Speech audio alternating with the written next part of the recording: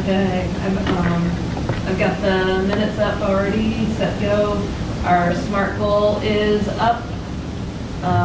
Jean Marie is our facilitator. I am the scribe. Dion is the timekeeper. You got some time. And our materials to bring today were others examples of performance rubrics and standards. And I have all of our attendees are listed on there. Our norms are, I understand those that, yeah, someone else read please. Wait, do you have all of us there? Is it not showing some of them? Yeah, it's all okay, there. It goes okay. all the way over. Okay. Okay, All right, so the good. norms for our meeting, understand that those who work also learn. The mistakes are expected, inspected, and respected. We are focusing on student growth with intention and look for solutions, not blame. We are respectful of time, and we share talk time, recognizing that everyone has expertise. Have a growth mindset, positive at that, and be here prepared to be nowhere else. Norms have been reviewed. We are going to make one change before you leave. Hardy's going to be timekeeper today. What? She just said it. I thought you said that earlier. I did, but That's why I thought I was wrong. Okay. Your timer said. You've got your time. You're good. Okay. And you got Reset James it. next to you to elbow you. Thank you. Yep. And then I'll pull last week's.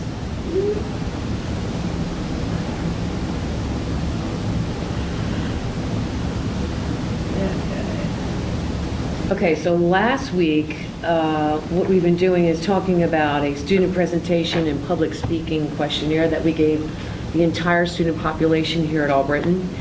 The questionnaire was talking about poise, voice, life, eye contact, gestures, and speed.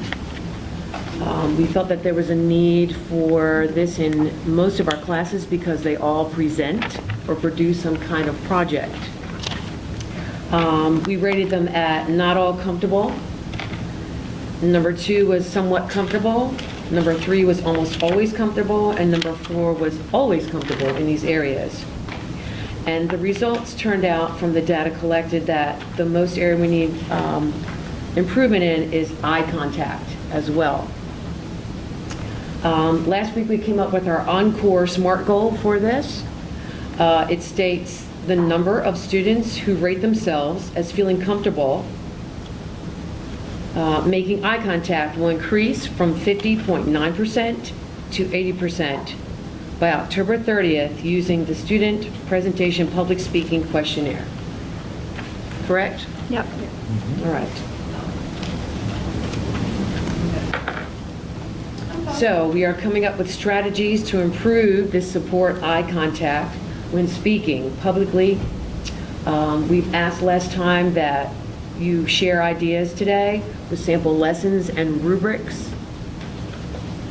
And everyone, we could like to share. If anybody would like to share, we'll start off with that. I think that's where we are. I'll start. Okay. Just looking at the music rubric that I use, it's got a lot of different captions like posture, breath support, tone quality, the right pitches and stuff.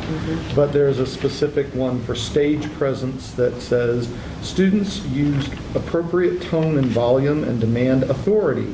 Students display confidence and seemed at ease in front of their peers. And that's because for music, I don't necessarily want them making eye contact. They need to be looking at the music. They need to be watching the director.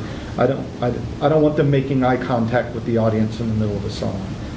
So the rubric just says that they display confidence. They use good tone and presence, but not necessarily eye contact. So the oral presentation rubric that I use for Genius Hour, it has 3 categories: enthusiasm, audience awareness, content organization, and delivery. So the content and organization wouldn't really be relevant for our SMART goal, but delivery says holds attention of entire audience with the use of direct eye contact, seldom looking at notes, speaks with fluctuation in volume and inflection to maintain audience interest and emphasize key points. The other one doesn't really have anything to do with eye contact, but I do feel like it's probably could go hand in hand with it, is the enthusiasm and audience awareness. It demonstrates strong enthusiasm. You don't speak much. Our artwork speaks for us. So I was struggling with this. I looked up all the standards. I grabbed James. He helped me try to find stuff. There's really not anything for a verbal presentation. So the only thing I was thinking of doing is just picking up on some of these things about eye contact and volume and stuff, and have the kids read out their artist statements, because that's something they do have to write, and we could then turn that into a verbal, and then just follow what everybody else does, because we have few and less opportunities, because like I said, ours is all visual, and it's kind of nice to hide as the art person and not have to speak. What do you mean by artist statement?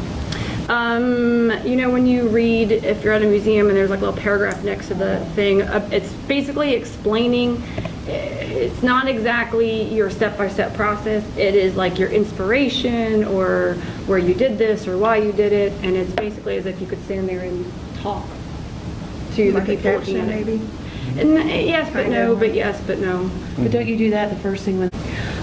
So I guess next we need to come up with, or create, I guess, a common checklist, I guess, that we can use for a rubric of some type. Yeah, so my proposal is that we create a Google Doc, and similar to the way Lucina was kind of setting this document up, but we make it a table, and we just put our area and just that one piece of our rubric that is referring to eye contact, and it might include some poise and overall presence. But if we create that first, then we can kind of weed out the overlaps and then come up with one common checklist/rubric that we could all use. And then when we're teaching it, you know, the students also have that same thing in every one of our classrooms, so that we're consistent with Google that. Forms has a checklist as well. Send this out to everybody. Yeah, because we have There you go. 7 minutes to share that with us. Just All share right, that so- time with us. Yeah. Then you can share it with us, Google Docs. And we can fill this in for next meeting? Okay. Which will be. So I guess next, if we look at the four essential questions. Are we on number 1, 2, 3, or 4? Wait, you gotta give me a second to get back. That's okay. Really, we Zero. should be on question 3, what will we do if they don't know it? Could Because zero. we've already collected the data. And this is a part of our interventions, since the assessment's already been done with number 2. 3 and Party. 4 again, probably. 3 and 4, Right. right? What made you pick this topic? How did you decide on the assessment that you chose going through this? And if when you answer, you could say, we decided on this topic by, that way you don't hear my voice and just hear your voice. Is that okay? All right, so what made you pick this topic? We looked at everybody's standards, and we're looking for commonality, and one of the things that we all have is some form of presentation. And then we created a Google Doc, and we had, the survey had 6 different, but like she was saying at the beginning, we had eye contact was one where more of the students were struggling. But the original idea was just look at our rubrics and see, our standards, and see if there was anything we had in common. And we actually did on-the-spot research during the meeting to determine the common areas when it came to public speaking or presentation, and that's where those came from. It's from that research that we did together. And then we created the form, got it to all the students, and they tested in our classes.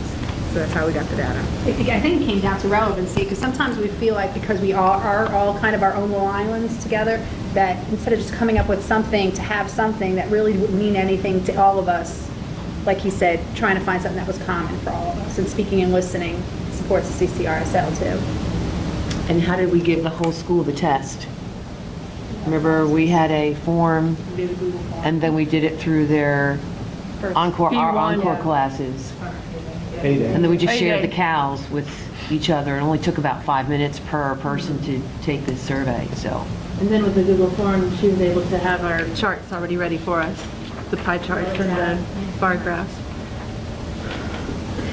And so when you looked at this, what I heard you saying, I just want to make sure I'm right. You used different standards from each one of your subject areas where it came along. And even in art, with what you said, you don't really have a standard, but this is something you could definitely do. Well, we have a This fits. standard, but it's not a verbal one. It's a write or a, look at.